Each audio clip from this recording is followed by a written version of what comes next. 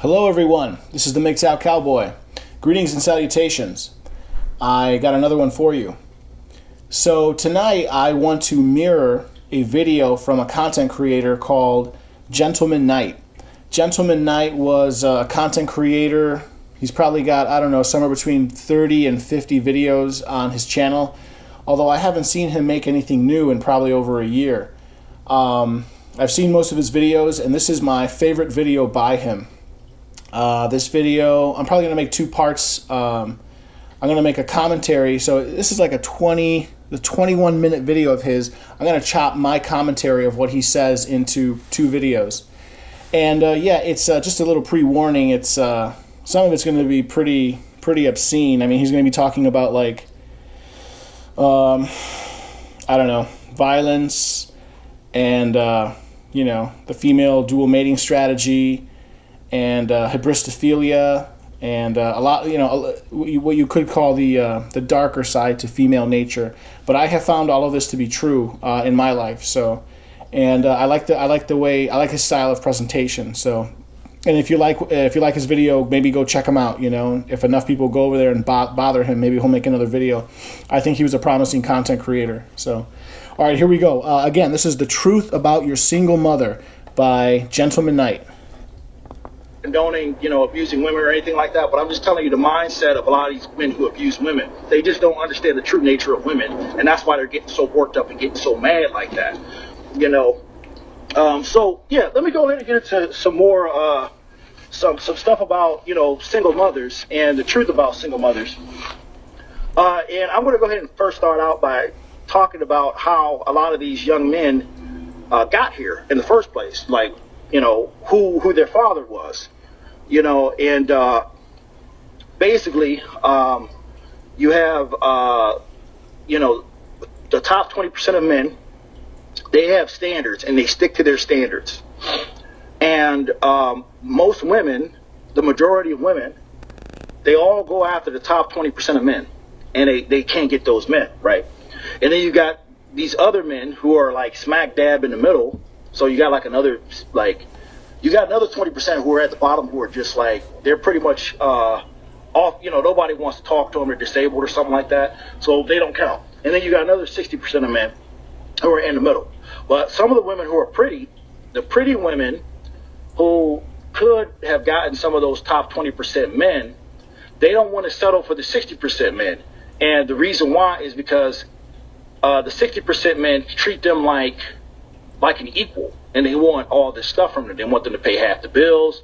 They want to build shit together with them. That's what they keep saying. And the 60% of men are kind of mediocre, and they just don't want to date them. They really don't want to date them, and they really don't want to be with them like that. But some of them do end up eventually getting with them, and when they do, they just dog their ass out for 20, 30 years of their life. And, you know, that might be the reason why you got here. Your mom is not really happy with the options that she had, and she just chose. All right, I'm going to stop it right there. So I totally agree with Gentleman Knight. However dark, everything he says is true. So whatever, 10%, 20%, 30% of these men, you know, cut it any way you want. I think a lot of Mgtow are familiar with the concept of the Pareto principle, otherwise known as the 80-20 rule. Just to make it real simple, I'll cut it into thirds. You've got the top third, the middle third, and the bottom third. I know it's more like the 20-80 rule. Some people say now it's more like the 10-90 or the 90-10 rule. That things have gotten more competitive, maybe, but to just make it a rough comparison, what he's saying is like women want the top third of men, but they can't get those men, so they often go for the middle third. But they're not happy. They feel like they settled. In fact, just quickly, I'd like to offer a personal anecdote. You know, I'm no psychologist, but I think I know enough about psychology at this point. And, you know, I've got a bachelor's degree and I've studied some psychology. And, the personal anecdote I would share is basically my own father. as much as I love him, I see that. Well, here's what happened. He got married, and then he got divorced, and then he lost everything. Well, he got married again, and he married the second time he married a woman who I think perceived herself to be above his social ranking. She came from what you could easily describe as an upper middle class family. Both of her parents were professionals, including her mother. Her mother was a doctor, a medical doctor, and then she went back to become a psychoanalyst. So she became a doctor again. Imagine being a woman in the 50s and the 60s, having 2 PhDs. Today that's extremely, that would be impressive by today's standards. Back then, that would be outstanding. It would be fascinating and amazing. People would write books about you. So yeah, that's where she comes from. But she was a rabid feminist, and she's ugly, and she's not just ugly on the outside; she's ugly on the inside. So she couldn't find my stepmother couldn't find a man to marry her. So I think if I were to analyze my stepmom, I would say that she settled for my dad. A Mexican immigrant with 3 kids. Imagine you're a single white woman coming from an elite family, maybe not elite, but upper middle class family, and the best you can do is an immigrant who already has 3 kids. I mean, that's one way of looking at it. So, but the point I was trying to make was, I find that what Gentleman Knight talks about is true. All right, moving on. This guy. Now, if they didn't want to pick from the 60% of men, a lot of single mothers, what they've done. I'm sorry. Real quick, I also wanted to mention, so just to make it simple, I talked about how I, for convenience, break it up into thirds: the top third, the middle third, the lower third. Also, what he says is that if you're the lower third, women won't even touch you. So, and this is so unfair, and it really is sad for men. It's a sad state of affairs. If you're handicapped, if you're in a wheelchair, if you're short, and I mean like really short, if you're a man imagine being like under 5'5". Imagine being a man who's like 5'4" or 5'3". Like, that's short for a girl. For a man, that has to be almost painful. And it's so sad that it's like that, but it's true. It's true. And, I totally agree with him there. The bottom third, they won't even touch you. The middle third, they'll definitely get with you, but they always feel like they're settling. And then the top third is what they always want.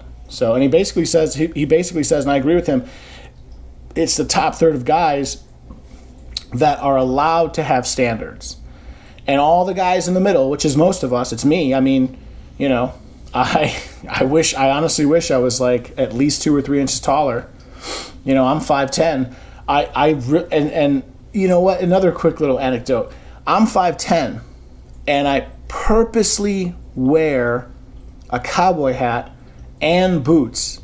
I don't typically wear cowboy boots, but I wear like what you could call construction boots, like Timberlands. And I can't help but notice, people totally treat you differently when you appear bigger and taller. I've always been kind of bigger, and I also have very broad shoulders, which is great. But I'm not 6 feet or above, but I kind of cheat by putting boots on. It makes me hit that 6 foot mark, and then put the cowboy hat on. I'm as tall as Michael Jordan. So anyway, I'm sorry. Continuing on. What they did was they headed to the local penitentiary. Believe it or not, a lot of these single moms headed to the local penitentiary, and they got one of those alpha male men out of the local penitentiary. Because a lot of guys who are in and out of prison tend to be alpha males, believe it or not. Just because you're an alpha male doesn't mean you're smart.